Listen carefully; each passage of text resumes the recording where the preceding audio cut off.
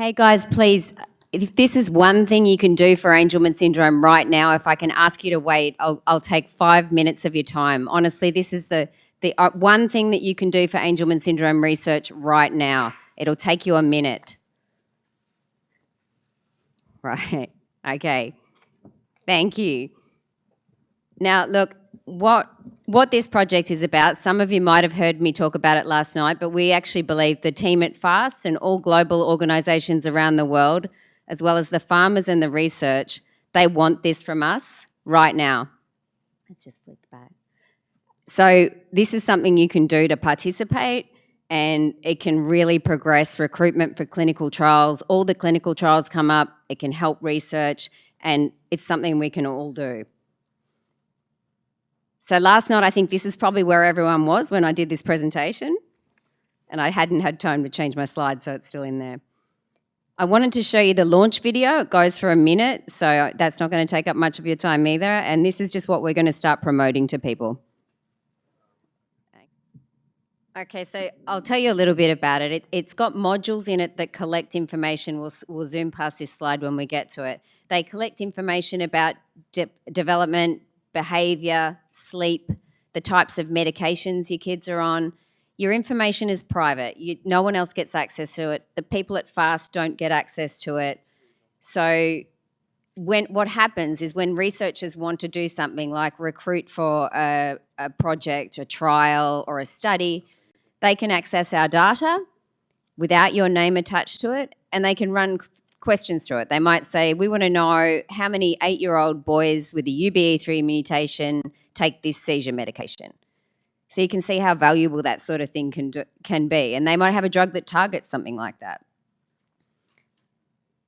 Rightio, we're going to try this one more time. Every individual with Angelman syndrome is different.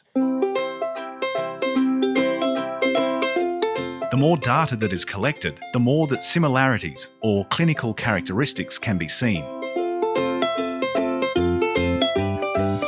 Information is power.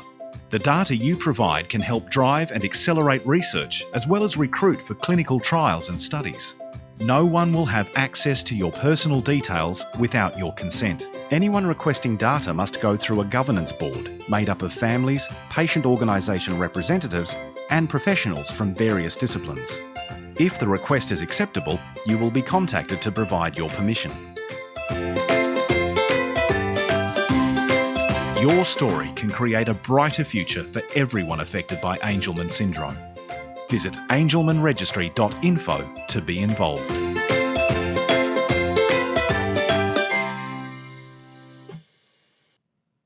Every individual with Angelman syndrome is different. Never ends, does it?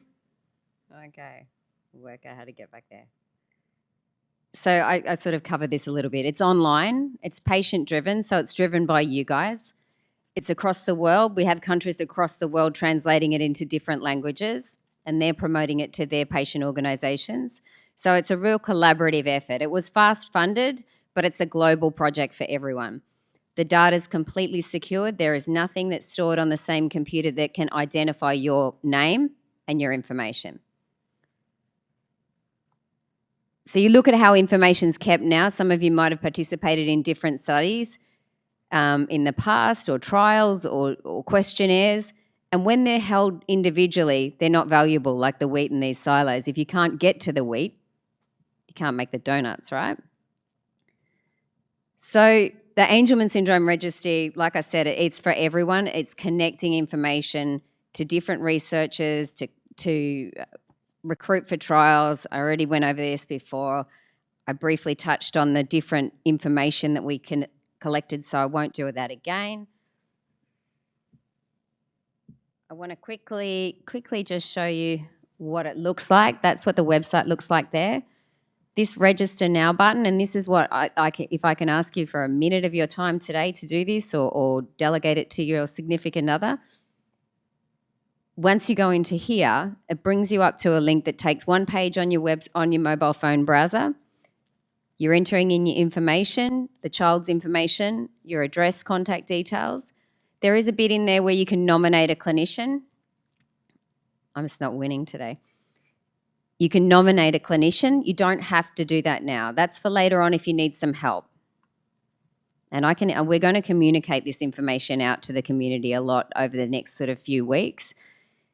So the only person that can grant access to anyone is the registry curator, and they're separately funded from any of the they're funded by FAST, but we don't use that permission to get information for them. So it will take, to complete the whole thing, it will take you anywhere from an hour. So you'll need to have some quiet time and sit down at your PC and do it, or your laptop.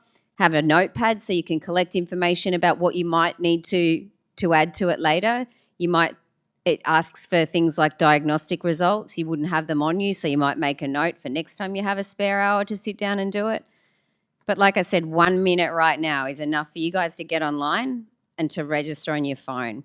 What happens then is you'll get an email, similar to when you sign up for an email shopping list, that will ask you to confirm your email address.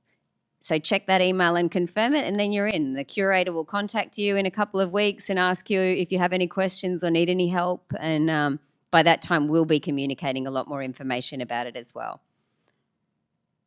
So sorry about all the tech issues with that presentation, and sorry about intruding on your education day. We just felt like it was so important. You know, the team at FAST have been meeting with other patient organisations, pharma, and researchers, and they want this stuff from us, and it's something that we can do. It's not about, sorry, Christy? Is this on?